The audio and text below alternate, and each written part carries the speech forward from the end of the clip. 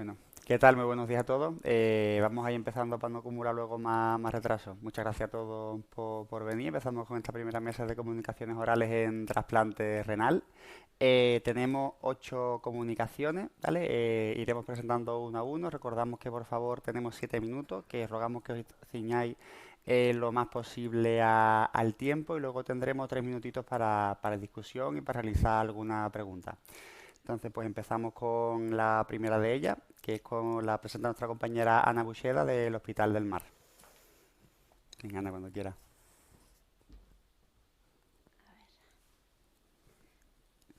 Vale, bueno, buenos días a todos. A ver. Bueno, pues presentaré el trabajo sobre el uso de los ISGLT2 en receptores de trasplante no diabéticos, que es un estudio multicéntrico del grupo Centra, en el que han participado 19 centros españoles. Sabemos que los ISGLT2 se han consolidado como terapias cardiorrenometabólicas, reduce la albuminuria y enlentecen también la progresión de la enfermedad renal, y han demostrado beneficio cardiovascular consistente en grandes ensayos clínicos aleatorizados.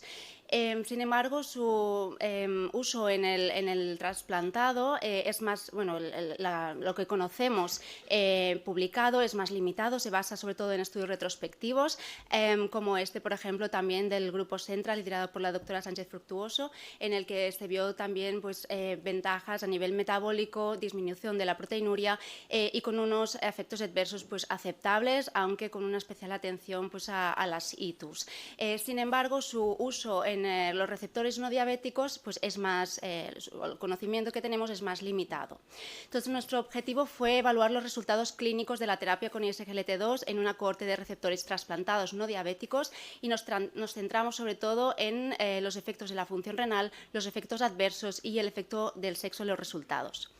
Realizamos un estudio retrospectivo multicéntrico español, como hemos comentado, 450 receptores de trasplante no diabéticos, una mediana de tiempo de seguimiento hasta el inicio del ISGLT2 de 6,2 años y revisamos los datos clínicos y analíticos al inicio del tratamiento y a los 6 y 12 meses.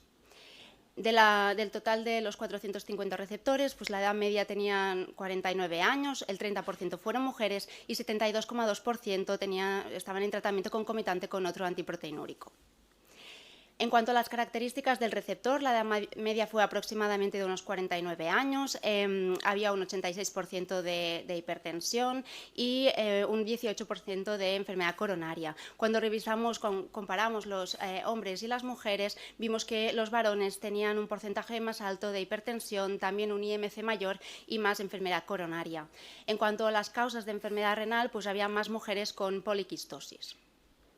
No hubo diferencias en cuanto a las características del donante entre hombres y mujeres, si bien cuando miramos la inmunosupresión, la timoglobulina fue más usada en mujeres y también la combinación de tacroprednisona y micofenolato comparado con el Certican.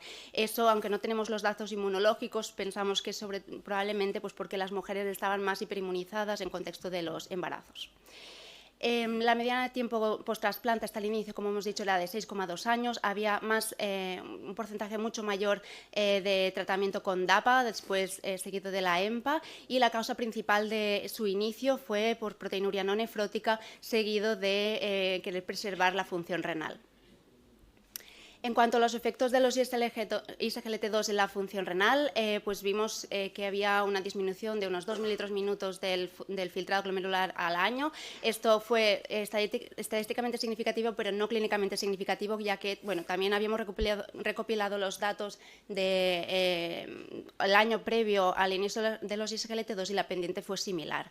En cuanto al ratio proteína-creatinina, hubo diferencias estadísticamente significativas en cuanto a su reducción, tanto a los 6 meses como al año, con una mediana individual de reducción a los 12 meses del 21,7%, y en cuanto al ratio de albumina-creatinina, también hubo diferencias significativas tanto a los 6 meses como al año, con una mediana individual de reducción de 28,9%.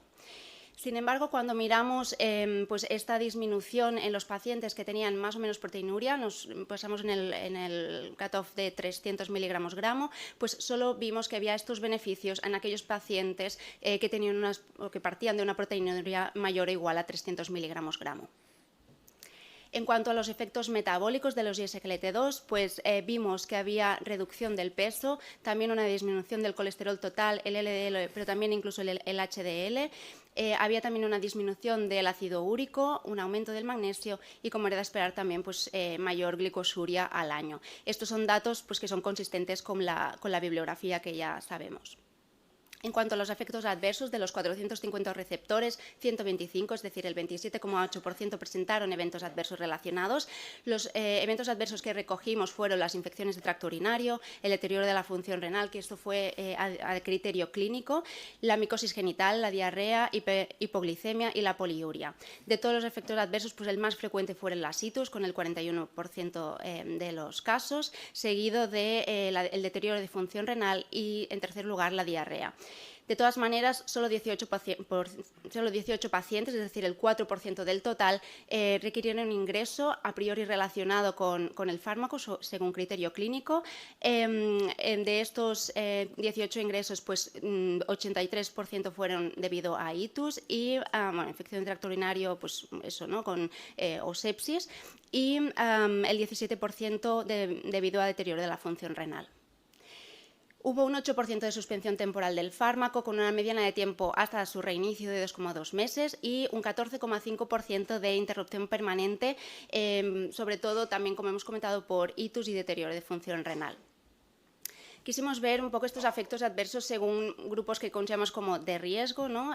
Comparamos mujeres y hombres y vimos que las mujeres tenían más itus. No hubo diferencia en cuanto a la edad del receptor mayor o menor a 65 años, pero sí que aquellos pacientes que presentaron filtrados menores tenían pues, más riesgo de deterioro de función renal o de diarrea.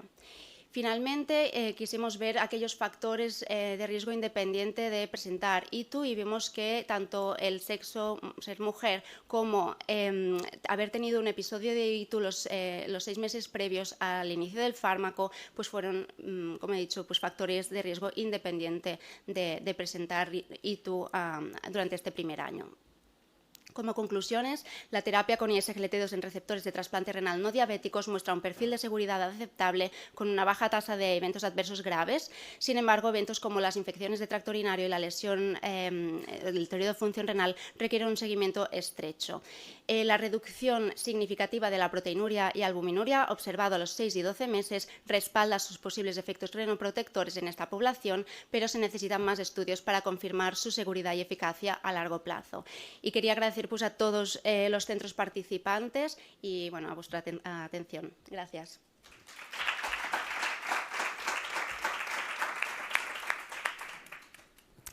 Muy bien, Ana, muchas gracias. Muy interesante. No sé si hay alguna pregunta entre la audiencia.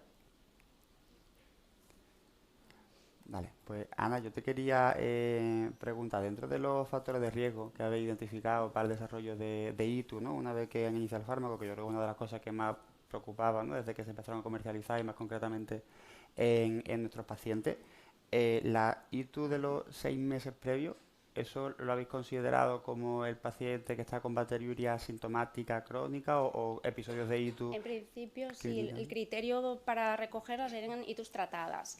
Sí que es verdad que el tema de los pacientes con bacteriuria asintomática no lo tratamos aquí, pero es un tema que pues, preocupa, ¿no? Y la verdad que no sabemos. Yo supongo que cuando pues, aparezcan los resultados de ensayos clínicos, pues como el Renal Life Cycle y tal, pues no sé si ahí lo recogen. Creo que de hecho no se pueden incluir cuando hay bacteriuria, pero en este caso solo consideramos las ITUs tratadas. Vale. Gracias, Muchas Ana. gracias. Pasamos ahora a la siguiente comunicación, impacto de los inhibidores SGLT2 en riñones donantes diabéticos, por la doctora Marina Arnay del Hospital Puerta del Mar de Cádiz. Marina.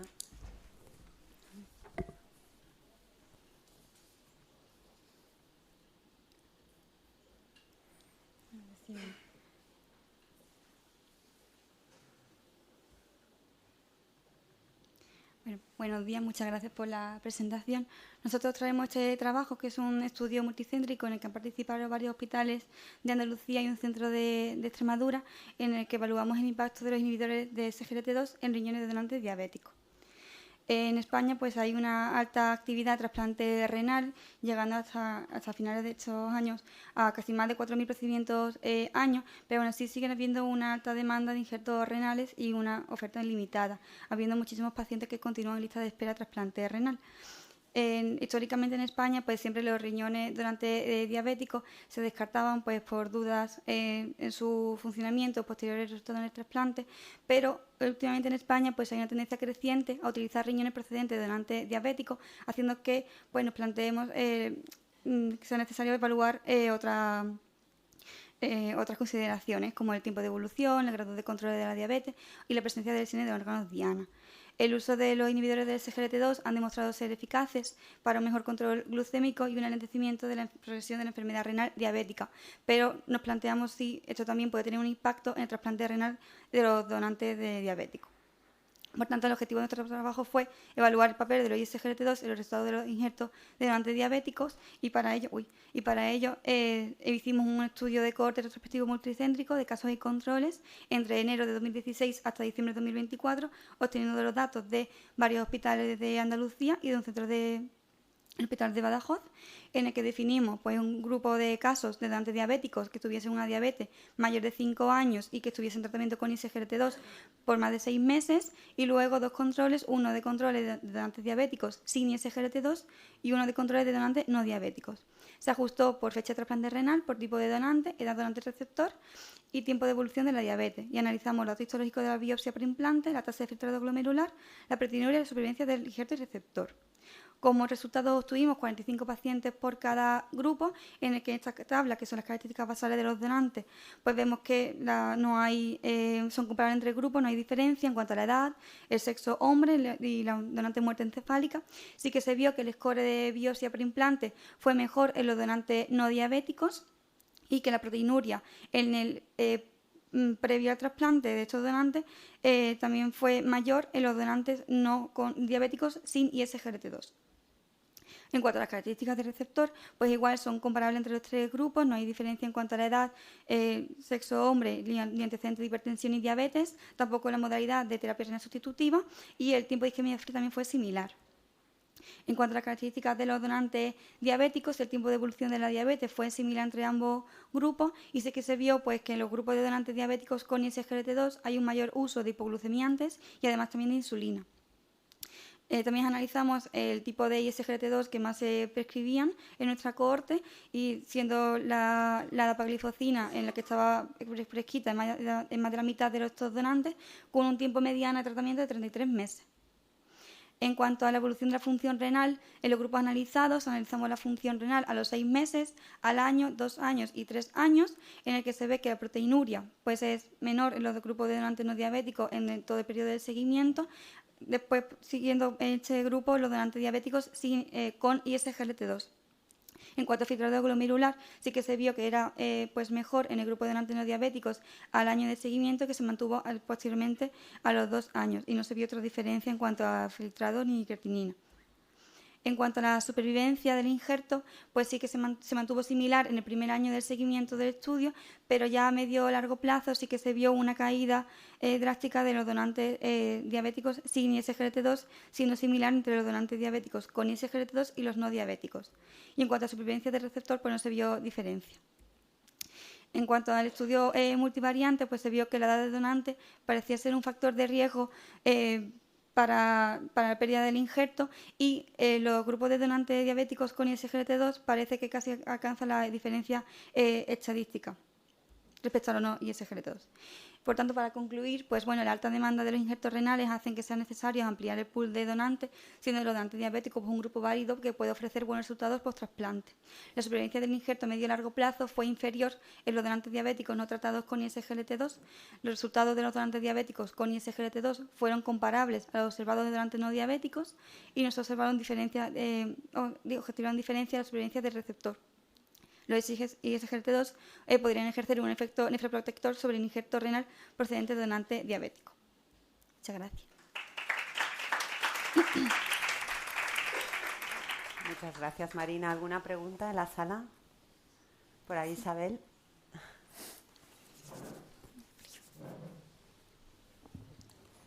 muchas gracias por el estudio, parece muy interesante, pero tenemos una duda. Sí. ¿Qué porcentaje de diabéticos hay en cada grupo? Que es que ha pasado un poco rápido, no lo he visto bien. Y luego, aunque no sean diabéticos los receptores, ¿el ISGLT2 se le mantiene? O sea, ahí no entendí la pregunta. No entendí la pregunta. A ver, el uso de ISGLT2 Sí. es del donante. Sí, O sea, y una vez que se trasplanta el receptor, no se mantiene. depende del paciente. Los que tengan un peor control glucémico sí que tienen ISGLT2, sí que lo analizamos. Dependía mucho del paciente. Incluso algunos también estaban con insulina o varias terapias de hipoglucemiantes. Sí, bueno, No sé, sí. Isabel, luego cada donante, bueno, analizamos después también el tratamiento pues, con ISGLT2, diferentes antiproteinúricos, ¿no? Pues IECA, ARA2, y la verdad que entre los diferentes grupos la indicación era por la que tuviese el paciente y no había diferencia tampoco entre esos grupos. Eso está analizado, está contemplado. El tratamiento posterior del receptor durante el seguimiento del estudio fue similar entre los 3 brazos, o sea que la indicación pues, de cada uno la que tuviese. Vale, muchas gracias. Una pregunta muy breve, muy cortita. Vamos a ver, he entendido que los donantes que utilizaban, en los que se había usado ISGLT2, tenían más uso de hipoglicemiantes y de insulina. Sí. ¿Cómo interpretáis que riñones de un paciente que necesita insulina, hipoglicemiantes y ISGLT2 vayan mejor que los donantes diabéticos que no necesitan insulina ni necesitan hipoglicemiantes? Realmente nosotros, bueno, lo que analizamos ahí fue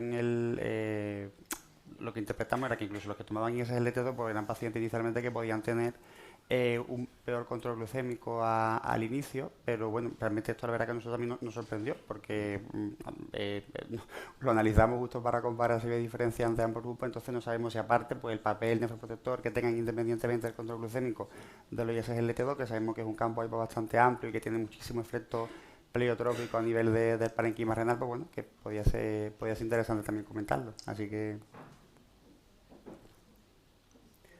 Muchas gracias, Marina. Gracias. Bien, gracias. Sí. Bien, gracias. Pasamos ahora a la siguiente comunicación, que nos viene a cargo de nuestro compañero Pablo Salas, pero no sé si... Abordaje multidisciplinario del trasplante renal. ¿Se debe valorar... ¿Es esta o...? Impacto Vale. de un protocolo. Vale, impacto de un protocolo... Vale, cuando quiera. Pero esta creo que no es, ¿no? ¿Esta? No, no es esta.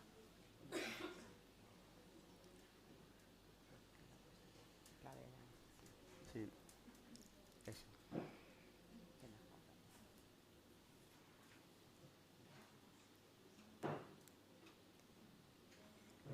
Pablo Salas es el residente que ha estado haciendo el trabajo conmigo, ¿vale? Me llamo Laia Varela y soy anestesista en el Complejo Hospitalario Universitario de La Coruña y les voy a presentar el impacto que ha tenido la aplicación de un protocolo preoperatorio anestésico en los pacientes trasplantados renales. En el año 1981 se hizo el primer trasplante renal en el Hospital de La Coruña. Fue un trasplante renal de donante vivo y en ese mismo año comenzó también el programa del trasplante renal de donante fallecido.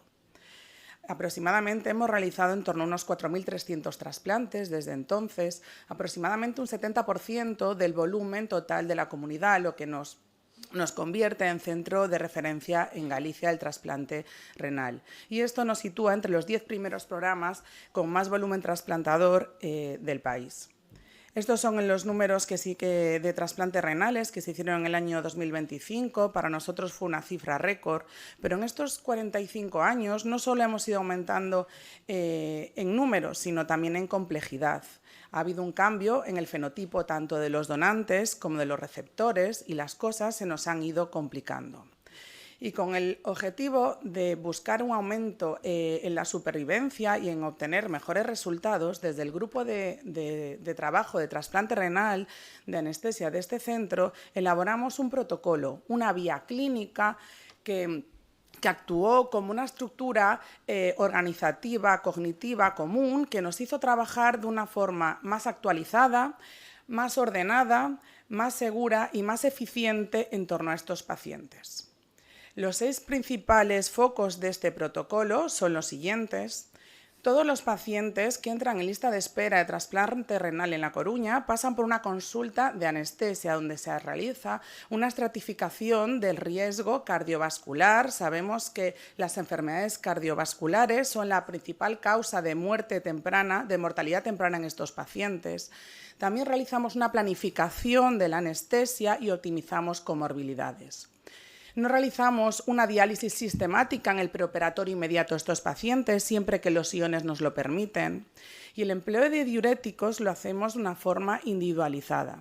Sabemos que estos fármacos se utilizan bajo la hipótesis de que disminuyen el daño isquemia-reperfusión, aumentan el flujo renal, disminuyen la necrosis tubular, pero la evidencia al respecto es muy limitada, por lo que nosotros nos basamos en las características del injerto, en la función renal previa de estos pacientes y sobre todo en su estado cardiovascular. Empleamos una analgesia multimodal con la anestesia regional como eje central, lo que nos permite un ahorro de mórficos muy importante, disminuyendo los efectos adversos de su uso y, sobre todo, la disminución del acúmulo de metabolitos de la morfina. En la unidad de reanimación se realiza un ecodoppler de forma seriada. Todos los anestesistas de esta unidad están formados en ecodoppler renal. Y en el caso de duda, el Servicio de Radiología del Complejo Hospitalario de La Coruña pone a su disponibilidad un ecodoppler reglado por su parte, si fuese necesario. Y además, lo más importante de nuestro protocolo es que garantizamos una adecuada perfusión del injerto. ¿Y esto cómo lo hacemos? Pues lo hacemos con una monitorización hemodinámica continua las primeras 24-48 horas del trasplante, que es el tiempo que nuestros pacientes están en REA. ¿Y esto qué es? Pues esto es un método que determina de forma individual y dinámica la cantidad exacta de fluidos, vasopresores o inotrópicos que nuestros pacientes necesitan para garantizar un óptimo gasto cardíaco y un óptimo aporte de oxígeno a nuestros tejidos. ¿Y esto por qué es importante? Porque disminuye y previene situaciones de hipoperfusión. Por todos es sabido la importancia de una perfusión correcta e inmediata en el posoperatorio de estos pacientes. Y esto no lo decimos nosotros, esto ya se publicó en el año 2018 en el Critical Care, en donde se estableció que la flioterapia óptima disminuye el retraso en la función del injerto. Años más tarde, la Sociedad Americana de Anestesia ya elabora este consenso en el que incluye la flioterapia guiada con objetivos en el tratamiento del paciente trasplantado renal. O en este otro trabajo en el que se compara tanto la flioterapia basada en la presión venosa central y la flioterapia guiada por objetivos, o esta revisión sistemática con metaanálisis en el que se habla de la flioterapia guiada por objetivos. Estos son los objetivos hemodinámicos que nosotros seguimos y este es el protocolo que utilizamos tanto en el quirófano como en reanimación. Es un protocolo que empleamos tanto los anestesistas como las enfermeras a pie de cama y el objetivo es llegar a una precarga óptima que esté en la curva ascendente de Frank Starling para evitar estados de sobrecarga. Previamente, lo que se hacía hace muchos años era reponer el volumen en estos pacientes basándonos en la PVC. Y que se ha visto que lo que hacíamos era sobredosificar de fluidos a nuestros pacientes, aumentar el edema celular y esto generaba un daño irreversible en el glicocális de estas células. ¿Y por qué pasa esto? Porque cuando solo el 30% de la sangre que está en el territorio venoso retorna al corazón en forma de precarga con cada latido. Hay un 70% de sangre que permanece en el territorio venoso en forma de volumen no estresado. ¿Cómo podemos aumentar la precarga? Pues administrando un vasopresor, convirtiendo ese volumen no estresado en volumen estresado. Y esto no se hacía cuando reponíamos por PVC. Por eso, desde ya muchos años, y no sé si ayer pudieron asistir a la sesión de presentación del proyecto Apolo, la fluidoterapia guiada por objetivos ya se incluye en todos los protocolos ERAS, no solo de trasplante renal, sino en todos los protocolos de recuperación intensificada. Además, en protocolos de survival sepsis, de tratamiento del politrauma. Es una estrategia que ha venido para quedarse. ¿Y qué hemos realizado nosotros? Pues hemos recogido 159 pacientes trasplantados renales que hicimos durante este periodo, con una media de edad en torno a los 60 años. Hemos visto que, bueno, que sí que ha ido aumentando el porcentaje de pacientes en prediálisis, el receptor ideal, pero todavía no es suficiente. Tenemos una gran cantidad de pacientes en terapia renal sustitutiva. Solo en Galicia se prevé que más o menos hay en torno a unos 2.000 pacientes en terapia renal sustitutiva. Hemos visto que las donaciones han ido cambiando, ha habido un cambio de paradigma. Como pueden ver aquí, en el grupo de pretrasplante predominan los donantes en muerte encefálica. Sin embargo, ya solo al siguiente año se hace una inversión de este dato y lo que predominan son los donantes en asistolia controlada. ¿Y qué encontramos? Pues encontramos que tenemos menos porcentaje de reintervenciones, incluyendo dentro de las reintervenciones las embolizaciones, y un menos porcentaje de transfusiones de hemoderivados. Cuando hablamos de significación estadística, la encontramos en estas 4 variables. Si bien es cierto que encontramos un retraso en la función del injerto menor en el grupo pretrasplante, esto se va invirtiendo a los pocos días, ¿no? Lo que suele pasar con los riñones que proceden de donantes en asistolia controlada. Y al alta, a los 6 meses, y el injerto funcionante a los 6 meses, los resultados fueron mejores, con una significación estadística con una P menor a 0,05. Así que podemos concluir que después de la implantación de nuestro protocolo, nuestros pacientes tuvieron una mejor función renal a los 6 meses, con mayor porcentaje de injertos funcionantes, menos reintervenciones y menos transfusión de hemoderivados. Sabemos que nuestro estudio tiene sus limitaciones, lo principal el tamaño muestral. Estamos trabajando en ello, estamos trabajando en aumentarlo. El protocolo solo lleva implantado 1 año. La implantación de un nuevo protocolo siempre implica un cumplimiento progresivo y nuestra muestra era muy heterogénea, con pacientes en prediálisis a pacientes que incluso se les implantó por 3ª o 4ª vez un injerto. Muchísimas gracias por escucharme. Si alguien está interesado en el protocolo, pues lo enviaré sin ningún tipo de problema, y si alguien quiere escribirme, pues aquí tengo mi mail. Y gracias por haber venido hasta nuestra ciudad, por estar aquí y sobre todo por escucharme.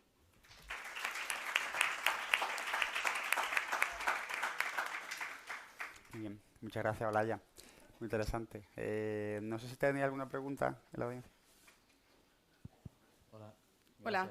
No sé si se oye. Muy Sí. interesante. Quería saber qué utilizáis como líquido de fluidoterapia. O sea, ¿seguís el Plasma-Lite o Ringer Sí. lactado? Usamos cristaloides balanceados, Plasma-Lite. Yo creo que ya por todos es el fluido de elección, ¿no? en el trasplante renal. Sí, gracias. Olaya, muy interesante también, coincido con Eduardo. Quería preguntarte 2 cosillas rápidas. Lo que has presentado es desde la intervención del anestesista, ¿no? O sea, la parte del protocolo donde vosotros entráis. No sé si hay alguna medida adicional referente a ayuno preoperatorio o en el posoperatorio inmediato, con drenajes, catéteres, sondas, etcétera. Esa es una. Y la segunda es, para hacer la fluidoterapia guiada por objetivos, si la monitorización es invasiva o utilizáis ClearSight o algún otro dispositivo no invasivo. Gracias. Lo primero, sí que me estás preguntando si hacemos ERAS, ¿no? O hacemos medidas ERAS. Todavía no hacemos ERAS, pero sí que hacemos una especie de mini ERAS. O sea, hacemos las ayunas, no hacemos las 12 horas de ayunas, se hacen las 6-8 horas de ayunas en función de si es diabético o no. Casi todos nuestros pacientes suelen tener gastroparesia, así que se espera en torno a unas 8 horas. ¿Vale? Y los líquidos claros 2 horas. Bueno, el protocolo normal que seguimos con el resto de pacientes. Sí que es cierto, cada vez se ponen menos drenajes. Bueno, hay urólogos aquí en la sala que lo pueden decir y nuestra intención es, evidentemente, como todo el mundo, pues intentar hacer un ERAS para estos pacientes también. La monitorización la hacemos de dos maneras, como tú has bien explicado, de forma invasiva con la arteria, el tiempo que está en reanimación, y se ha presentado incluso al servicio de nefrología el uso del ClearSight para poder seguir manteniendo, en el caso de los pacientes que se van las primeras 24 horas, otras 24 horas de monitorización hemodinámica para garantizar ese gasto cardíaco y este aporte de oxígeno tan importante en estas primeras horas para el injerto. Muchas gracias, muy Gracias. interesante. Pasamos a la siguiente comunicación. Implementación de un sistema de detección de no adherencia al tratamiento inmunosupresor en trasplantadas renales liderado por farmacia hospitalaria. Experiencia en un hospital de tercer nivel, que presenta Eduardo Merlini. Buenos días. Vale, pues os presentaré los resultados de este proyecto que es multidisciplinar, que estamos haciendo con las compañeras de farmacia, que de hecho están las que están haciendo el trabajo de verdad. El impacto, no perderé tiempo en esto, ya lo sabéis, hace más de 20 años había metaanálisis ya que decían que la no adherencia tiene un impacto brutal en la supervivencia del injerto, aumentaba el riesgo de pérdida de 7 veces. Más recientemente esta figura la conocéis todos, de nuestra amiga Jonas Eyarés, que en rechazo moral crónico solo por la sospecha clínica una mitad de pacientes resulta que eran no adherentes. Pero cuando hablamos de no adherencia, siempre acordaros que, aparte de las definiciones, siempre tenemos que considerar que hay 3 fases, ¿vale? Iniciación, implementación y persistencia. Y si queremos abordar esta temática, tenemos que pensar que todo lo que hacemos tiene que ir dirigido a una de estas fases. ¿Qué hicimos? Ya en 2022 se incorporó a nuestra agenda de visita post-alta, donde normalmente hace la visita el nefrólogo y la enfermera, también una visita con una farmacia hospitalaria, que simplemente daba en aquel momento un refuerzo al paciente de los objetivos del tratamiento, las interacciones, posibles efectos adversos. No hablaré de los resultados de esta implementación de la fase 1, porque lo más interesante es efectivamente la fase 2. Nos dimos cuenta que vale, aquello estaba bien, pero no era al final el objetivo. Lo que queríamos ver era detectar un poco, a ver cómo detectábamos la no adherencia. Entonces se añade una visita a los 6 meses post-trasplante, donde la colega de farmacia lo que hace son estos puntos de aquí. Calcula la adherencia a través de diferentes métodos. Por ejemplo, el medication possession rate, o sea, revisa si el paciente ha ido a buscar la medicación, en este caso el micofenolato, porque es un medicamento que cambiamos muy poco y entonces es más fácil chequearlo. El coeficiente de variación de niveles de tacrolimus, sabéis que normalmente se deberían medir cuando ya la situación está más estable. Aquí en este estudio lo medimos desde 0,3 a 3 a 6 meses. Se suministra, aunque la palabra suministra es feísima, pero se le da el cuestionario BASIS, que como sabéis es el cuestionario validado de no adhesión al tratamiento, y se hace otro cuestionario de preguntas de conocimientos de fármacos, que como veréis es un cuestionario, son 3 mini preguntas, pero que analizan la esfera de la no adherencia fuera de la categoría clásica del olvido. Esta es la flowchart de esta fase 2, los trasplantes que hemos efectuado, los que se citaron en la primera visita y los que efectivamente llegaron también a la segunda visita. Al final son un análisis de 124 pacientes. Y esto, aunque está en catalán y yo creo que se entiende, es lo que hace la compañera de farmacia. Veis que nos deja este esquema, que es muy visual. Este es un caso claramente malísimo, como lo he escogido así porque veis que tiene una variación de niveles bestiales, las bases, las preguntas están, como decir, equivocadas, pero este reporte lo tenemos nosotros a la visita de nefrología y normalmente ellas, cuando detectan estos problemas, nos envían directamente un email a nosotros y a la enfermera de trasplante. Estos son los resultados. La característica basal es simplemente deciros que, sabéis, en Bellvitge trasplantamos gente bastante mayores y tenemos una elevada incidencia de trasplante renal de donante vivo. Quizás como cosas un poco peculiares de nuestros centros. Quisimos ver también la presencia de la problemática social, el estatus familiar, la barrera idiomática, historias de no adherencia. ¿Por qué? Porque de revisiones sistemáticas sabéis que estos tienen un impacto, un peso en la no adherencia, también la fragilidad. Y también psicopatología, vista de manera muy grosera, era si tomaban fármacos, y veis que había un 20% de nuestra corta que tenía algún tipo de psicopatología, en la mayoría tratamiento por depresión o por ansiedad, benzodiazepinas básicamente. Y estos son los resultados según el método. Veis que los coeficientes de variación no superior al 30%, que es el cutoff malo que pone la literatura. Los primeros 3 meses los niveles varían mucho, lo sabemos, 37%. Luego estos se estabilizan un poco, pero siguen siendo un 20%, es que bailan mucho el nivel. Con Medication Possession Rate identificamos 15% de pacientes que no habían ido a tomar la medicación cuando tocaba. Y cuando íbamos a los 2 tipos de cuestionarios, variamos del 22 al 18%. Hicimos un análisis por que se relacionaba cada uno de estos métodos con las características clínicas y que encontramos las problemáticas sociales. Los que tenían problemáticas sociales tenían una variación del nivel los primeros 3 meses más elevada. Los que vivían en solitud, solos. También los que tenían psicopatología y también, de manera un poco curiosa, las mujeres en nuestra corte en los primeros 3 meses tenían más variabilidad de niveles. Es verdad que cuando en vez de ver el número absoluto íbamos a ver cuántos tenían una variabilidad superior al 30%, que es el cutoff que impacta claramente, veis que se quedaban esto y resultaba también que los que procedían del programa de Vivo tenían menos riesgo de tener este cutoff más elevado, el del 30%. Lo hicimos también para 3 a 6 meses, pero como veis ya se caen muchos y solo sí, pero persisten teniendo peor resultados los que tienen psicopatología y los que viven solo. Ya no hay el tema del sexo. Y también os muestro el análisis de las relaciones con la Medication Possession Rate, aunque había solo 13 pacientes que no habían ido a buscar el micofenolato cuando tocaba, solo se nos asociaba otra vez la problemática social. Y cuando íbamos al BASIS, si no lo conocéis, es el cuestionario más validado que hay en el mundo para medir la no adherencia, porque mide varios ítems de no adherencia. Llamaba mucho la atención este 10% de gente que recuerda haber tomado fuera de horario la medicación, incluido esto, que hay un porcentaje del 6% que cantía su adherencia en un 50% de todas las tomas, que se relacionaba con nuestro cuestionario BASIS. Con un ítem equivocado, la no adherencia previa, o sea, pacientes que ya tenían historia de no adherencia por trasplante previos o en diálisis o alguna cosa, y también los retrasplantes, que tú deberías decir, hostia, los retrasplantes ya han pasado por aquí. Bueno, aquí era lo que detectábamos. La barrera idiomática no la podemos valorar porque solo 4, aunque el BASIS hay muchas traducciones, no disponíamos en aquel momento de todas las traducciones, lo tenéis que pedir a los de Suiza que os den el cuestionario traducido. Y este cuestionario de conocimiento sobre medicación, que lo hemos creado nosotros utilizando otros cuestionarios, veis que son 3 preguntas muy sencillitas. Sobre desconocimiento, ¿quién tenía más desconocimiento del tratamiento? Los que le preparaban la dispensación electrónica, no sé si en vuestra área se hace, la farmacia que le prepara el pastillero semanal, o si el tratamiento se lo controla otra persona. Claro, son los pacientes que tienen más desconocimiento de lo que le puede pasar si no toman la medicación.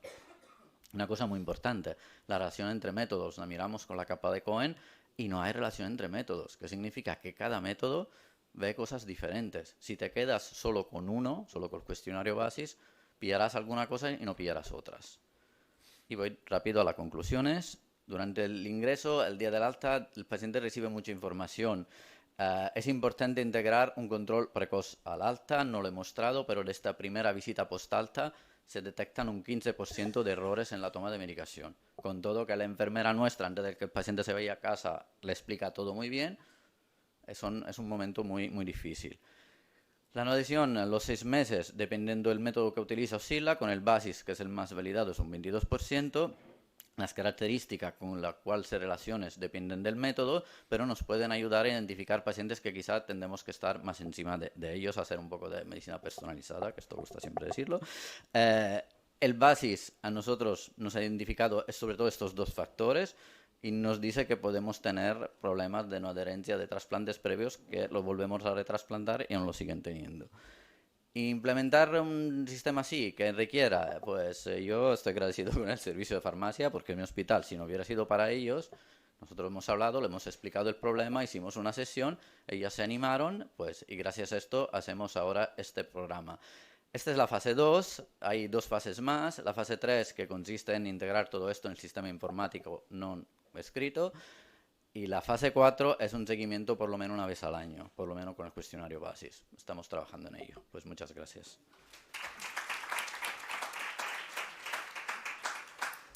Muchas gracias, Edo. ¿Alguna pregunta en la sala? Edo, yo sí que te quería hacer una pregunta, porque vosotros que habéis utilizado todas bueno, tenéis más experiencia con todas estas herramientas, ¿qué impresión tienes? ¿Cuál es la que os impresiona que pueda aportarnos más en la práctica clínica? En la práctica clínica yo creo que hoy en día es imprescindible implementar el BASIS. El BASIS. O sea, este cuestionario ya es difícil. Hay una cantidad de estudios de centro que muestran los resultados que cuando lo hacen cada año los patrones cambian. Y esto yo creo que es fundamental. Todo el resto, el coeficiente de variación, ahí podemos estar hablando, porque esto no es que automáticamente significa que es no adherencia, ¿vale? Los resultados de los primeros 3 meses simplemente igual nos está indicando que es más difícil ajustar de tratamiento. El otro mini cuestionario sí es interesante también, porque son 3 preguntas y cubre otras esferas que el BASIS no tiene, por lo que yo de momento me pillo con los cuestionarios y no hablo de tecnología ni nada. Yo creo que deberíamos integrarlo en la valoración. Pues muchas gracias. Pasamos a la siguiente comunicación. Sí, va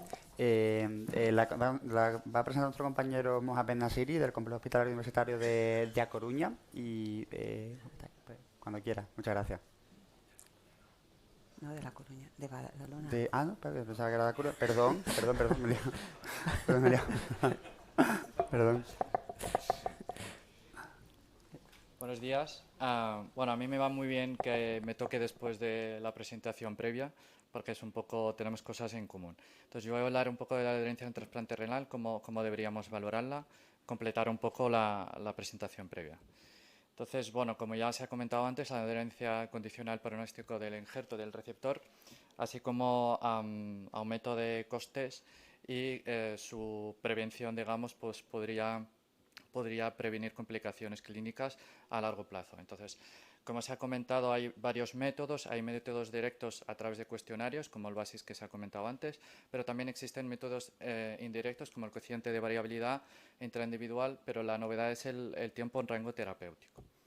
Entonces, como objetivo de nuestro estudio fue describir el coeficiente de variabilidad y el tiempo de rango terapéutico en pacientes trasplantados renales en 2024 e intentar buscar una relación con la no adherencia evaluada mediante la escala BASIS. Entonces, se trata de un estudio observacional prospectivo, unecéntrico, que se llevó a cabo durante el primer año post-trasplante en pacientes trasplantados renales del año 2024. Y como herramientas de evaluación es lo que he comentado antes, lo que cambia un poco son los momentos de hacer estas valoraciones. La escala BASIS la utilizamos o la implementamos al 3er mes y al 6º mes. La variabilidad intraindividual, a partir del 6º mes. Y el tiempo de rango terapéutico, que es como una medida que sí que hay algunos estudios que la han validado, que la empezamos a implementar a partir del 6º mes. Y utiliza un poco el método Rosendahl, que es muy parecido al método que se utiliza para calcular NR con el síndrome. Aquí marcamos 2 rangos, a diferencia de otros estudios, marcamos por riesgo inmunológico el rango entre 6 y 9 y de alto riesgo entre 7 y 11. Fueron excluidos pacientes de trasplante dual y pacientes con no función primaria del injerto. Entonces, un poco el cronograma, a partir de la inclusión al 3er mes la primera evaluación de BASIS, al 6º mes la segunda evaluación de BASIS, pero a partir de aquí empezamos a mirar la cociente de variabilidad. La cociente de variabilidad es cómo varían los niveles de tacrolimus con la misma dosis. El tiempo de rango terapéutico, miramos todos los niveles de tacrolimus entre el 6º y el año. Como eventos que recogemos fueron rechazo, DSA, infecciones, BK-CMV, así como pérdida del injerto. Entonces, un poco el perfil de la cohorte que incluimos, que fueron finalmente 85 pacientes, la mayoría de género masculino, 59 años de mediana de edad, CPRA del 20% en un tercio de los casos y a la mitad prácticamente fueron inducidos con timo y el resto con basiliximab. Entonces, un poco la recogida de los datos y de los eventos. 10% padecieron un episodio de rechazo agudo, hubo 3 pérdidas del injerto, 2 por cardiorrenal y éxitos en 2 casos que fueron por sepsis. La viremia de CMV en 42% de los casos, nosotros para contar que es viremia a partir de 100 copias, pero sí que es verdad que dentro de estos había hasta un tercio que tenían más de 1000 copias. Entonces, en cuanto a la no adherencia, nosotros no la desglosamos tanto como explicaron los compañeros de antes, pero sí que se nota claramente cómo hay una degradación de adherencia entre el tercer y el sexto mes, pasamos de un 11 hasta un 20%, y 1 de cada 4 presentaron un evento de no adherencia. Desglosados un poco los patrones que se detectaron, pues fueron básicamente errores de horario, de dosis y omisión de dosis también. Entonces, luego relacionamos los dos parámetros con la no adherencia.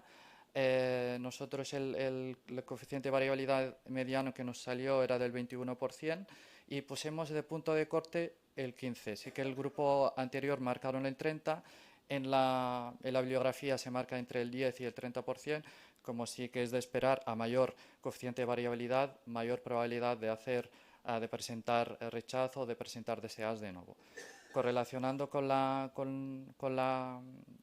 basis, en pacientes con coeficiente de variabilidad superior al 15, pues sí que encontramos que existe asociación estadística significativa. En cuanto al TRT, que es el otro marcador o el otro método que hemos utilizado, el TRT mediano que nos salió fue del 50% y en la bibliografía el punto de corte que se marca es el 40%. El 40%, que de hecho hay una correlación en la literatura que marca la aparición de CEAs de novo a partir de esta cifra. Nosotros no encontramos una correlación, una relación, asociación estadística significativa, pero sí que nosotros aquí lo estudiamos, a diferencia de otros estudios, en función del riesgo inmunológico.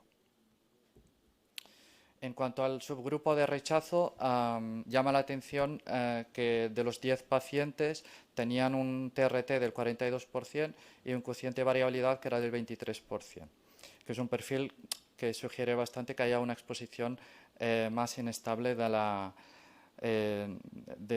tacrolimus y que podría estar vinculado en parte con la no adherencia, aunque hay otros parámetros o otros factores que le pueden influir.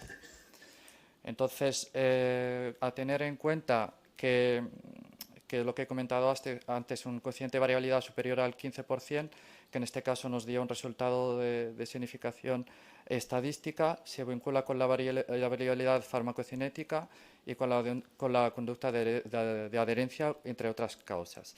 Y esto va en la misma línea que otras cortes que estudiaron este tema. En lo que no alcanzó la significación estadística es el TRT y esto seguramente es debido al tamaño muestral y el poco tiempo de seguimiento. Así que los otros sitios o otros estudios el seguimiento se hizo durante más tiempo. Y un poco cooperación con la literatura, sí que son resultados bastante similares. Y las limitaciones básicamente son el tamaño de la muestra, el hecho de que sea unicéntrico, el tiempo de seguimiento, pero yo creo que esto nos tiene que funcionar para integrar todos estos datos, intentar asociarlos con un modelo predictivo IVOS que, como saben, pues se basa en datos histológicos y clínicos también, que en eso estamos en una colaboración que ahora que tenemos un curso con el grupo de pares de trasplante, con la idea de estratificar el riesgo y hacer unas estimaciones de supervivencia del injerto. Pero además creo que es muy importante también que todos estos resultados, hay un punto que no se tiene en cuenta, que es la farmacogenética, que sería un punto también a tener en cuenta e intentar implementar en cuanto a la evaluación de adherencia que ya hemos utilizado en este estudio con el coeficiente de variabilidad y el TRT. Y nada, muchas gracias.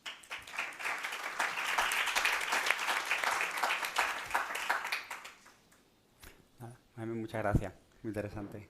No sé si hay alguna pregunta. Sí, me tocaba. Muy bien, me ha gustado muchísimo. Simplemente, el rango terapéutico que has elegido, ¿no? Sí. Es esto, lo habéis dividido. Sí. ¿Has hecho otros análisis mirando con otro rango terapéutico? Yo qué sé, porque a veces nosotros tenemos pacientes entre 4 y 6, porque queremos, que somos locos en el bicho, pero tenemos pacientes así. ¿Lo has mirado? Bueno, nosotros lo que hicimos básicamente era mirarlo por rango, pues que es verdad que el TRT, una de las cosas que no están bien es que no te dice si está supra o infraterapéutico. Entonces sí que hicimos un subanálisis, que no lo puse aquí, que tenemos muchos pacientes que están que están supraexpuestos y lo miramos en estos rangos, no miramos debajo, la verdad. Pues sí que intentamos que toda la bibliografía que hay marca normalmente entre 6 y 10, Nosotros intentamos como afinar un poco más, pero es bastante complicado. Mohamed, por ignorancia pura, porque no sé, el tiempo de rango terapéutico, ¿cómo se calcula? ¿Eso es Sí. con una curva? Es que no... Sí, bueno, es el mismo método que se utiliza para calcular el NR, que te dice de todos los niveles de tacrolimus, según los niveles, los La rangos que curva. tú te marques, cuánto tiempo está fuera de ese rango. Vale, muchas gracias. Pues pasamos a la siguiente comunicación. Análisis de la microbiota y sintomatología gastrointestinal en receptores de trasplante renal. Impacto en la calidad de vida y adherencia terapéutica. La presenta Marina Pujol, del Hospital Clínico de San Carlos de Madrid. Marina.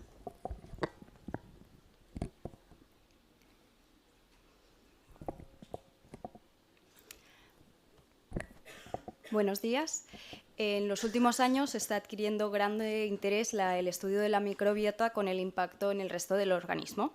Como ya sabemos, pues en el trasplante renal pues no puede ser menos. Cuando un paciente se trasplanta, su microbiota intestinal cambia. La disbiosis, es decir, una alteración de la microbiota, se asocia no solo con inflamación a nivel local, sino también a nivel sistémico. Un aumento de la absorción de toxinas urémicos, una translocación de productos bacterianos, lo que va a producir es una activación del sistema inmune y una estimulación de citoquinas proinflamatorias. Esta inflamación de manera sostenida va a retroalimentar la disbiosis y finalmente también va a afectar a la función del riñón. Por esto, nosotros hemos querido analizar la prevalencia de diarrea y de síntomas gastrointestinales en los pacientes trasplantados renales. Hemos evaluado la microbiota intestinal y hemos evaluado los factores relacionados con los síntomas gastrointestinales y finalmente también hemos querido evaluar si esto afecta a la calidad de vida de nuestros pacientes y a la adherencia terapéutica. Hemos realizado un estudio observacional prospectivo unicéntrico en el que hemos incluido 93 pacientes trasplantados renales estables después de 6 meses del trasplante. Les hemos hecho pasar 2 tests, uno de calidad de vida gastrointestinal, el test Gicli, y otro de adherencia terapéutica, el test SMAC. Le hemos recogido una muestra de sangre para determinar P-cresol y TMAO y también de heces para analizar la microbiota.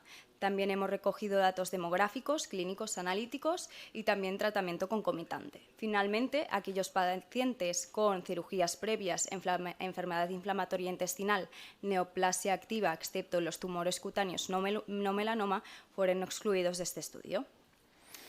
La media de edad de nuestros pacientes era de 61 años, el 61% de ellos eran hombres y el 84% caucásicos.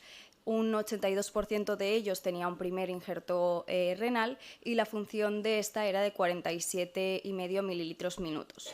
Importante la mediana de años post-trasplante de 11 años, ya que la mayoría de estudios que estudian microbiota y trasplante renal es en el primer año post-trasplante. Nuestros pacientes, ya lo sabemos, tienen muchas comorbilidades. La mayoría de ellos eran hipertensos, cardiópatas y dislipémicos y un 40% diabéticos. La terapia de inmunosupresión más frecuente en un 73% de los pacientes era la biterapia clásica. Y también importante decir que más de un 40% de ellos utilizaba de manera frecuente inhibidores de la bomba de protones, suplementos de magnesio y un 8% profilaxis antibiótica. Aunque nuestra cohorte eran de pacientes muy estables, hasta un 60% de ellos presentaban diarrea, definida como la definición clásica de la OMS. Según el test de Gicli, puntuamos positiva la diarrea en aquellos pacientes que la presentaban todo el tiempo, la mayoría del tiempo o a veces. Por otro lado, el 40% de nuestros pacientes refería presentar sintomatología gastrointestinal moderada severa. ¿Cuáles son estos síntomas? Pues aquellos que se recogen en el test de Gicli y que los pacientes la presentaban todo el tiempo o la mayoría del tiempo. Y sobre todo el síntoma principal que referían era plenitud postprandial. Después de realizar un análisis multivariable ajustado, vimos que la etnia no caucásica, ser joven, unos niveles de inhibidores de calcineurina altos y haber presentado una infección reciente eran factores de riesgo de presentar diarrea. Por otro lado, la etnia no caucásica, una fosfatemia mayor de 3,4 y presentar una infección reciente también eran factores de riesgo de presentar síntomas gastrointestinales. Además, vimos que el 30% de nuestros pacientes referían ser inadherentes a la terapia inmunosupresora. Y además, aquellos pacientes que tenían una calidad de vida gastrointestinal baja, según el test de Gicli, multiplicaba por 8 el riesgo del incumplimiento terapéutico. Además, por otro lado, la diarrea y los síntomas gastrointestinales también se asociaron a alteraciones emocionales y funcionales. Nuestros pacientes se sienten tristes, nerviosos, frustrados, con insomnio y todo esto afecta a sus funciones sociales. Además, después de analizar la microbiota en los pacientes con diarrea, vimos que estos presentaban una menor diversidad de la microbiota mediante el test de Shannon comparado con esos pacientes que no tenían diarrea. Aparte, según el índice de Playow, también estos pacientes tenían una equidad de la microbiota baja, es decir, habían microorganismos que predominaban en este ecosistema y que no era una microbiota equilibrada. Es decir, la diarrea en nuestros pacientes no es solo un síntoma, sino también es un marcador clínico de la alteración de la estructura de la microbiota. Finalmente, con el análisis lineal Lefse, identificó a Akkermansia como un biomarcador de la salud intestinal de los pacientes sin síntomas gastrointestinales ni infecciones previas. En este tipo de análisis, un valor de effect size mayor a 2 se considera un resultado robusto, con lo cual, en nuestro caso, Akkermansia actúa como un indicador de estado de eubiosis. Como conclusiones, pues que los síntomas gastrointestinales son muy frecuentes en nuestros pacientes, incluso después de una década del trasplante, que una baja calidad de vida gastrointestinal se asocia al incumplimiento terapéutico, que la diarrea no es solo un síntoma, sino que nos indica que la microbiota de nuestros pacientes tiene baja diversidad y que la presencia de Akkermansia se identifica como un marcador de eubiosis en nuestros pacientes. Como conclusión, tenemos que abordar integralmente estos síntomas, ya que no solo afecta la calidad de vida de nuestros pacientes, sino que también afecta a la supervivencia, tanto del injerto como global. Muchas gracias.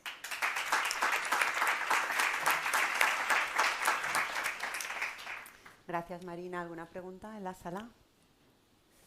Marina, yo tenía dos preguntas cortitas. Por un lado, el tema de la inmunosupresión que llevaba, ¿visteis si con las distintas presentaciones de micofenolato variaba?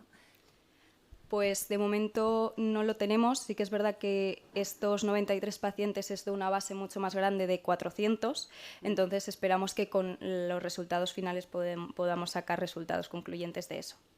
¿Y los probióticos, qué papel creéis que puedan jugar en un futuro en nuestros pacientes? Porque pues está siempre ahí. Eso también es algo que también hemos tenido en mente. Hemos solicitado una beca FIS para poder continuar después de esta muestra, pues añadiendo probióticos, prebióticos, etcétera. Muy interesante. Pues muchas gracias, Marina. Nada.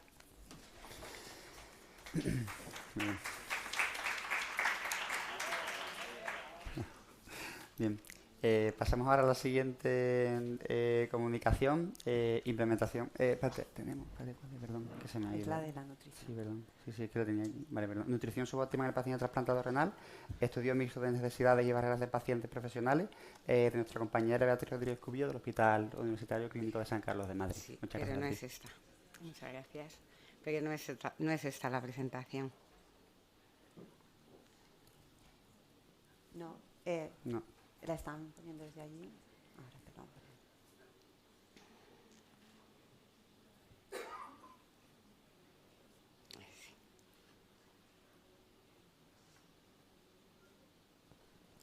Bueno, buenos días, muchas gracias a la organización y a ustedes por su presencia en esta sala. La dieta, el ejercicio post-trasplante tiene un impacto en la calidad de paciente, en la función renal y en la calidad de vida. Sin embargo, es bastante escasa la evidencia sobre la adherencia a la dieta mediterránea y las barreras que se pueden interponer al cumplimiento de estos dos conceptos, sobre todo desde el origen de pacientes o del propio sistema de salud desde un punto de vista estructural. Entonces, el objetivo de este estudio fue integrar la perspectiva de pacientes y profesionales para evaluar la adherencia a la dieta y las posibles barreras no visibles. Sabemos que la dieta mediterránea es una estrategia eficaz y avalada por guías internacionales tanto de nutrición como de trasplante y de nefrología, en el sentido de que estas recomendaciones varían el componente sobre todo de hidratos de carbono frente a una dieta más protectora renal. Este estudio que hicimos nosotros es un diseño dual. Por un lado, tenemos recogidos evaluaciones de pacientes trasplantados renales en una consulta, pacientes estables, desde mayo a julio en el 2025, y evaluamos mediante escalas validadas la adherencia a la dieta mediterránea mediante la escala MEDAS 14, el bienestar psicológico y la actividad física. Además, hemos diseñado una entrevista nutricional estructurada que evalúa también análisis temáticos. Por otro lado, también evaluamos a profesionales mediante una encuesta autoadministrada online, voluntaria, con escalas Likert con puntuaciones de 1 a 5, y ahí lo que exploramos fue preocupaciones percibidas, barreras y variables organizativas. Este estudio se engloba en un estudio que es más grande, interdisciplinar. Contamos con profesionales de nutrición, de rehabilitación, psicología y enfermería en nuestro servicio, embebidos desde el 2024, gracias a un impulso por convocatorias, por financiación público-privada. En primer lugar, los resultados más relevantes por parte de los profesionales, pudimos identificar que el área de nutrición crea bastante preocupación e importancia en los profesionales de trasplante. Sin embargo, solo un 10% de grupos disponen de un nutricionista específico en su servicio, y en las escalas lo que nos venían a decir es que las recomendaciones que hacemos a los pacientes nutricionales se van haciendo como vamos pudiendo. A nivel de preocupación clínica, las principales es la diabetes, la desnutrición, hipertensión y obesidad, dejando en un segundo plano las alteraciones hidroeléctricas, potasio, fósforo, que son más propias de una etapa pretrasplante. Y las barreras que pudimos encontrar fue falta de tiempo, apoyo institucional limitado, coordinación limitada con servicios de nutrición y falta de formación específica de los profesionales. En cuanto a los pacientes, recogimos 100 pacientes con una edad de 60 años mediana, sexo masculino de 58%, con una etapa en trasplante una etapa en diálisis previa al trasplante del 67%, con una mediana de 31 meses y con un diagnóstico previo al trasplante de 120 meses, una creatinina basal de 1,7, y ya se pudo detectar un estado emocional bajo, hasta en un 12% de los pacientes, con un estado moderado de bienestar de 18 puntos sobre 25. Pudimos evaluar ya desde un principio que el tiempo de evolución de la enfermedad renal crónica tiene un peso en el estado emocional de los pacientes. En cuanto a la adherencia a la dieta mediterránea, fue baja, de un 8 sobre 14, y el ejercicio que se realizaba era bastante poco, entre nada y leve. En cuanto a la distribución de la adherencia a la dieta mediterránea, solo un 6% realmente tenía una buena adherencia. 64, un 27% era baja o muy baja. Realmente las dianas dietéticas que no se están cumpliendo es la ingesta óptima de verduras, de legumbres, de pescado, de aceite de oliva. Y realmente el problema es que esto se sustituye, un poco probablemente tendiendo a las estrategias más basadas en protección renal, en hidratos de carbono, que son pasta y arroz. Y si recordamos, nuestras preocupaciones principales es obesidad o diabetes. ¿Cuáles son estas causas de no adherencia? Pues lo primero que hicimos fue identificar que no se relacionaban con función renal o con alteraciones hidroeléctricas, y las barreras que emergieron de los propios pacientes a la no adherencia fue el no compromiso con la dieta, diferencias culturales en detrimento de la latinoamericana, el no conocimiento de los componentes nutricionales de los alimentos, el género masculino, la dificultad que les supone seguir la dieta, un impacto emocional en ese seguimiento, un sobrecoste percibido y un impacto en la vida social. En nuestra muestra pudimos identificar de forma significativamente estadística el sexo masculino, el género masculino, el no conocimiento de los componentes nutricionales y un no compromiso explícito o motivación hacia la dieta.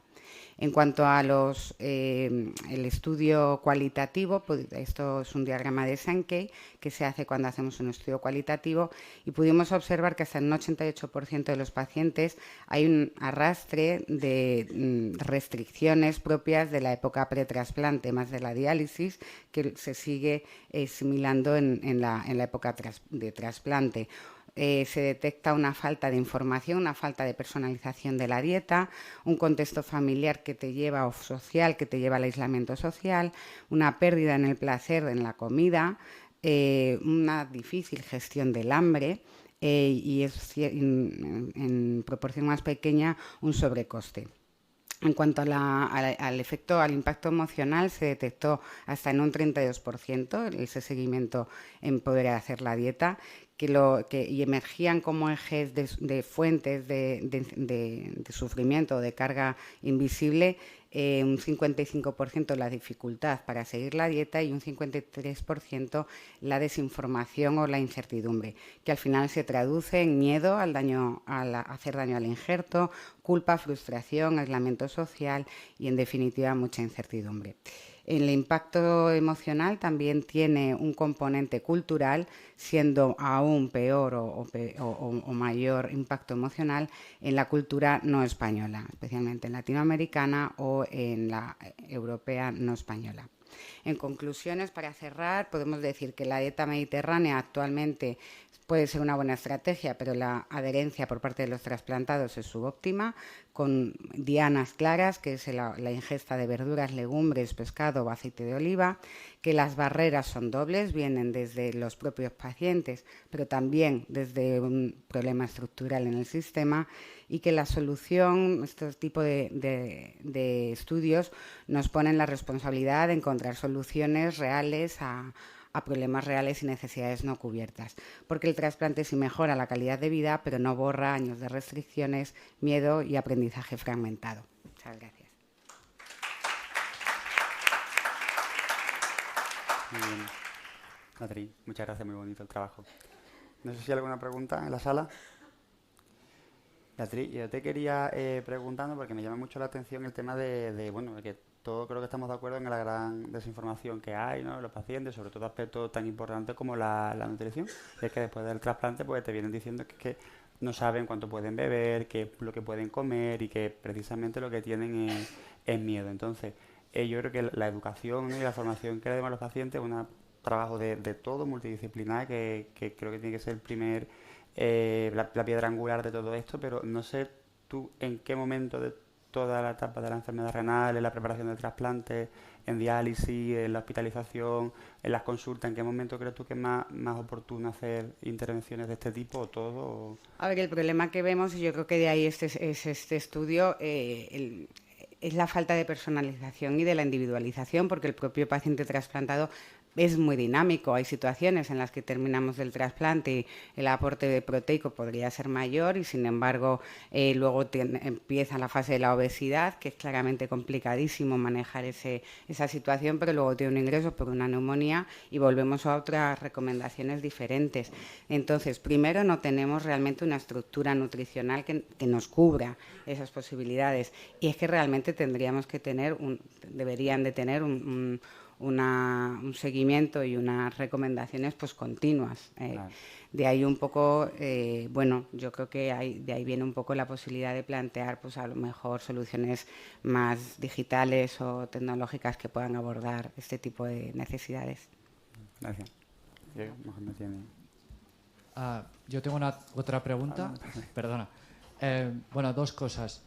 Primero, totalmente de acuerdo que en cuanto a la dieta y demás, que sí que con la ERCA, con los de enfermedad renal crónica avanzada, sí que están muy seguidos y demás. Hay algunas unidades que tienen pues más soporte y demás, pero en trasplantados la verdad es que no. Yo te quería hacer una pregunta respecto a dos cosas. Una, el tema barrera idiomática, que es una realidad. No sé si se ha valorado o no. Y segundo, en una de las gráficas que comentas de la población, has comentado esta. Pone de España y no España de Latinoamérica y no España Europa. Pero los otros, ¿qué son? De Bueno, África, pues, además. Ahí pues entra países del este, pues Ucrania, Rumanía, y africanos hay bastantes. De Kenia, vamos, también marroquíes, tenemos parte del norte de África y bueno, pues africanos de ¿Y el central. ¿Y el tema barrera idiomática lo han tenido en cuenta como...? A ver, hablamos de aspecto cultural, que es verdad que ahí entra no está diferenciado, un poco por como hemos estado haciendo las entrevistas entre todos, luego hemos hecho un análisis triangular entre enfermería, el nutricionista y nosotros, tiene que ver con la propia cultura gastronómica y también por supuesto, con el idioma. Muchas gracias. Muchas gracias. Pues pasamos a la siguiente comunicación. Estudio Diana 2, alta prevalencia de infección por papiloma y lesiones displásicas anales en pacientes trasplantados renales. Una llamada a la acción que presenta el doctor Juega de Hospital Germán Trias y Puyol de Badalona. Gracias. Un placer como coruñés en la diáspora estar en este magnífico congreso, en esta magnífica ciudad. Bien, como sabéis, las neoplasias y las infecciones son una de las principales causas de muerte en nuestros pacientes trasplantados y parece que las neoplasias, de hecho, va incrementando año a año su incidencia. Y dentro de los distintos cánceres que asolan a nuestros pacientes, aquellos que aglutinan estos dos conceptos, es decir, infecciones víricas que favorecen displasias y, por lo tanto, neoplasias, pues es un grupo muy importante y este incluye también el papiloma, que, como sabéis, puede generar cánceres orofaríngeos, genitales y anales. No hay mucha evidencia en la literatura sobre prevalencia del papiloma y displasias asociadas en pacientes trasplantados renales, pero básicamente lo que se refiere, en lo poco que hay, es que estos pacientes suelen tener más prevalencia, más persistencia, con más proporción de genotipos de alto riesgo, con más displasia que además progresa más rápido, que esto depende de la exposición acumulada a la inmunosupresión, también, obviamente, de la exposición a factores de riesgo como actividad sexual, fumar, etcétera. Se hipotetiza, aunque hay muy poquita evidencia al respecto, que los IM-TOR podrían tener un cierto papel protector. Se recomienda un screening adelantado y la vacunación en aquellos que cumplan condiciones, ¿no? Y que esto requiere un abordaje multidisciplinar porque tienen que estar involucrados cirujanos, infectólogos, etcétera. Pero bien, ¿qué dicen las guías? Fijaros que en una guía reciente del Grupo Internacional de Estudio del Papiloma recomiendan hacer screening en los trasplantados a los 10 años post-trasplante, que supongo que serán aquellos que tienen aún función del injerto y me parece que lo que pasó, pasó después de 10 años. En cuanto al consenso en las mujeres, se dice que hay que hacer lo mismo que en las mujeres VIH y esto quiere decir screening a partir de los 25 años cada 3 años. Y en cuanto a la vacuna, sabéis que está aceptada y probablemente muchos de nosotros la utilizamos, pero solo está autorizada hasta por debajo de los 45 años, probablemente una minoría de nuestros pacientes. Bien, para un poquito averiguar cuál era la distribución en nuestra población real de la presencia del papiloma y displasias asociadas, diseñamos este estudio muy sencillo. Hacíamos primero una primera visita con un cuestionario en cuanto a actividad sexual, parejas sexuales, otros factores de riesgo demográficos. Y una primera visita en la que le hacíamos un screening anal, y a las mujeres también, de cervix, por supuesto, con screening para el papiloma. Se hacía una PCR para determinar el genotipo y se hacía también una citología. Si era normal, se acababa, y si era normal, pues se pasaba a hacer biopsia, anoscopia, colposcopia, lo que procediese. Enrolamos 81 pacientes al final, una media de cerca de los 60 años de edad. 2/3 partes eran hombres. Fijaros que es importante, ya lo veremos a lo largo de la presentación, que solo el 11% tenían sexo anal receptivo declarado y de ellos solo un hombre, y ahí veis las distintas distribuciones del número de parejas sexuales como factor de riesgo de exposición. La mayoría era un primer trasplante. Si sumamos el tiempo de todos los trasplantes, el tiempo de seguimiento medio al momento del screening transversal era de 7 años, si no, en el trasplante actual al momento del screening 5 años y medio. Midiendo la exposición a inmunosupresión, casi un 14% había recibido inmunosupresión pretrasplante, algo más del 12% de rechazos agudos, casi 50-50 de timo y de basiliximab, y solo un 11% llevaba verólimos. Bien, yendo a las prevalencias del papiloma, el papiloma anal lo detectamos en cerca del 20% del total de la muestra, un 18,5%, en el 11,5% de los hombres y en el 31% de las mujeres. Si os fijáis, mucho mayor que la presencia cervical en las mujeres, que se quedó en cerca de un 10%, un poquito superior, y todas aquellas que tenían presencia cervical la tenían también anal.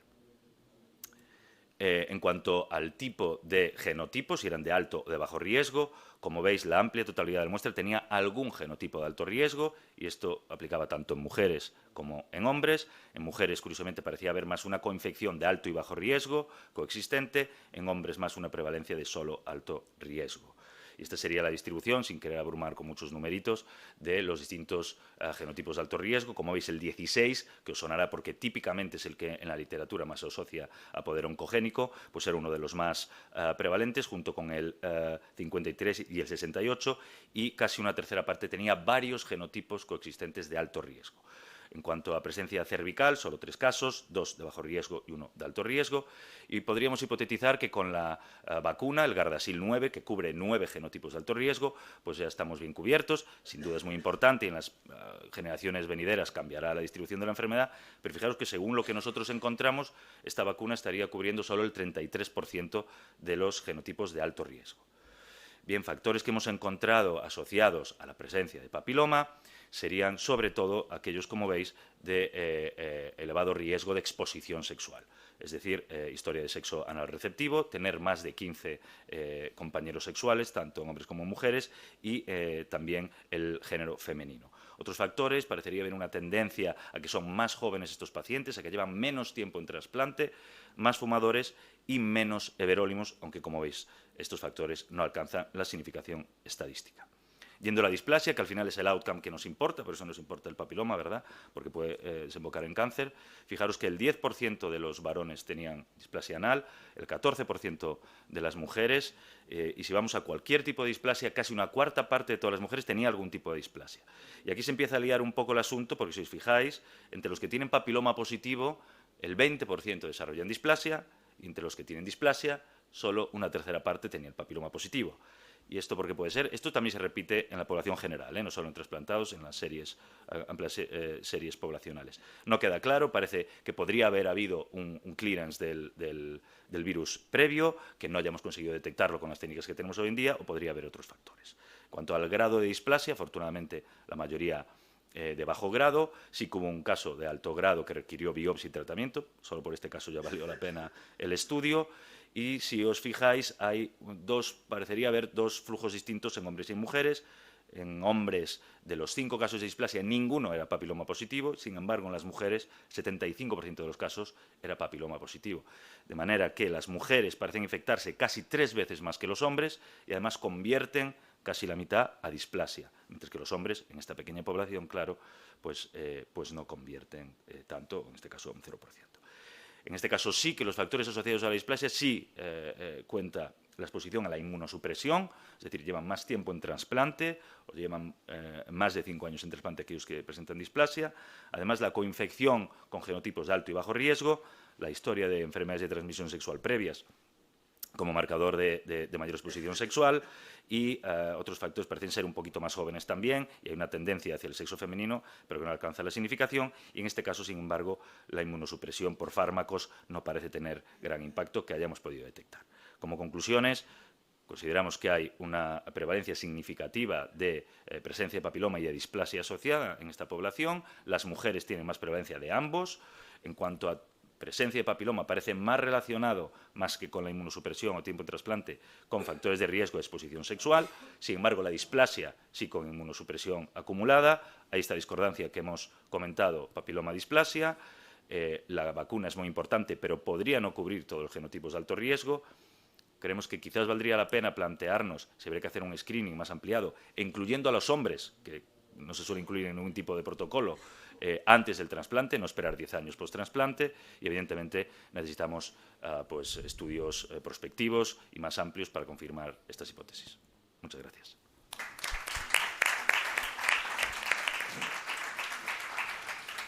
Muchas gracias, Ausi.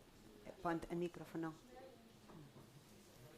No, porque la gente no tiene. Yo sí, no sé el resto. pero así te oyen todos. Simplemente, ¿qué política de vacunación tenés en tu centro? Lo que dice el protocolo, o sea, a todos los que entran en lista, pero hasta los 45 años, es lo que está ¿Y se vacunan aceptado. todos? Y se vacunan. Algunos les decimos que, bueno, en principio se vacunan todos. Algunos se lo pueden pagar, o sea, tú te lo podrías pagar, pero no está indicada por protocolo, ¿no? Entonces, formalmente, oficialmente, hasta los 45 años. Vale. Entonces, los estamos vacunando todos. En preventiva les ofrecen algunos, en varones y mujeres, sí. Actualmente, sí, tanto en varones como en mujeres. Vale, no, es que no es tan fácil pelearlo. Vale. Bueno, las guías, esto es una guía de hace... Sí, luego es que... Preventiva de nuestro hospital, aquellos que tienen menos de 45 años se lo Vale. Javi, una pregunta muy breve. Si se estableciera un cribado en varones, que no está actualmente, ¿cómo lo plantearías, la periodicidad? Y sobre todo, ¿quién lo haría? Porque esto que el dermatólogo, el cirujano, los urólogos, realmente tendríamos ahí, a la hora de plantearlo, ¿qué planteamiento? Bueno, yo entiendo desde el punto de vista de nefrólogo transplantólogo que sería a la entrada al estudio, a la entrada en lista, igual que hacemos el resto de serologías, igual que hacemos el Epstein-Barr o el CMV o el toxoplasma, que no sé si vale para demasiado. ¿Quién tiene que hacerlo? Es una pregunta muy pertinente porque parece mentira, pero hay una técnica de hacerlo. Si después necesitan una anoscopia, pues hay que tener un anoscopio. Quiero decir, esto parece como muy sencillito, que es pasar una turunda, pero tiene su aquel. En principio, en nuestro hospital lo hacen o bien los de infecciosas, porque ellos a los VIH sí que está contemplado, incluyendo a los hombres, hacerle este screening, y hay una unidad de VIH muy importante. Entonces, o lo hacen o bien los infectólogos o cirujanos en el caso del ano, o ginecólogos, evidentemente, en el caso del cérvix. Es decir, pero sí que hay una unidad coloproctológica en el hospital que un poco se reparte en estos casos. Muy bien. Pues nada, si no hay ninguna pregunta más, damos por cerrada la sesión. Gracias a todos los ponentes por ajustarse al tiempo y a todos los asistentes. Gracias. Mucho tiempo. Estupendo.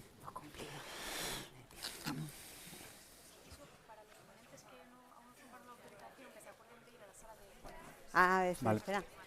Sí, que una cosilla, disculpen, nos comunican aquí que aquellos ponentes que no han ido a la sala de audiovisuales para la autorización, ¿no? Para el tema de imágenes, para la grabación de los vídeos, si puede que se pasen, por favor. Muy bien, gracias.